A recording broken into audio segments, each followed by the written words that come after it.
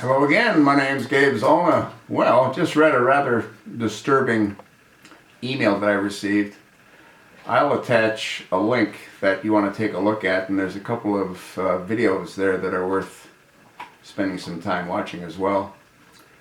But it's a little bit graphic as far as the verbiage is concerned. You're not going to see anything that's going to be disturbing, but the verbiage itself, I think you might find to be disturbing. I know I did.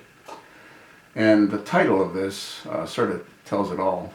Ex-Muslim tells of literal slaughterhouses where kidnapped Christians are dissected and their organs sold to Islamic nations.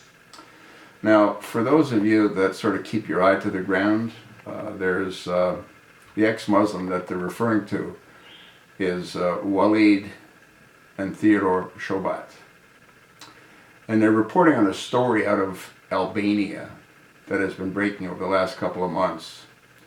Muslim Albanians in Kosovo are apparently kidnapping Christians in an effort to harvest and sell their organs before killing them. They abduct people in Kosovo, Serbian people, in some cases Albanian people, and they take their organs, they torture the people, and take their organs while they are still alive. He also said that the victims are usually Christian Serbs, young women and men, and also children. He also goes on to talk about another business that these Muslims seem to enjoy. And they take their victims and they drain their blood. And then they sell their blood to Saudis in Saudi Arabia. And I did a video on this maybe a year and a half ago, and I talked about what they were doing in Syria, and they had a slaughterhouse where they were actually dissecting people to eat them. And the poor, or the women, would get to eat the brains of the victims.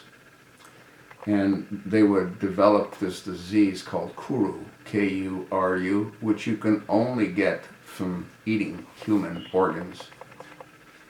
The choice pieces went to the men. The thighs, the ribs. The whole thing is disgusting and sickening. But they also, again, drain their victims and sell the blood to Saudi Arabs. They'll pay up to $100,000 for a vial of blood, Christian blood.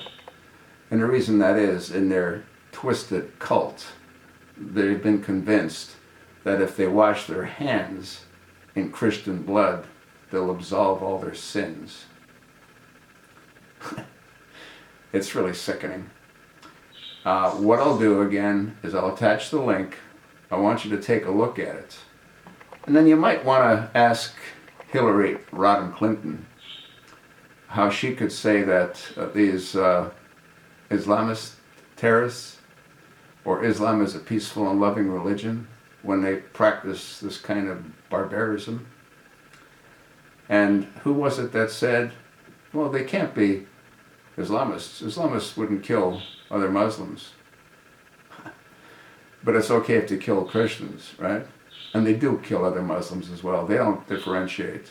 You either play by their rules 100%, you pay a tax, or you die. Those are your three options. In either case, take a look at the link, read the article, and watch the videos. It's really disgusting. These Muslims, these extremist Muslims, and there's only, 300 million of them. 300 million mentally disturbed maniacs that think nothing of killing anyone that doesn't follow by what they believe to be the Prophet's words. It's totally insane. And don't think that the United States is immune from this kind of activity. As this cancer spreads and metastasizes, it'll be everywhere. Christians, beware.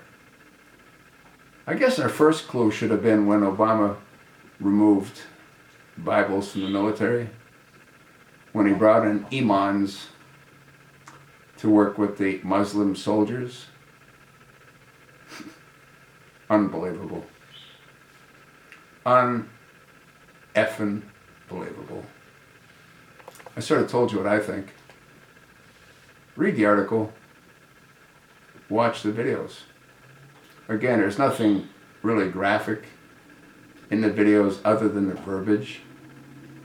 That by itself is disturbing enough when you realize the savagery that people, if you want to call them that, can inflict on other people. Taking a child and removing his organs while he or she is alive, you got to be completely demented. I told you what I think. Read the article, watch the videos, and tell me what you think. Islam, according to Hillary Rodham Clinton, is a peaceful, loving religion. My ass.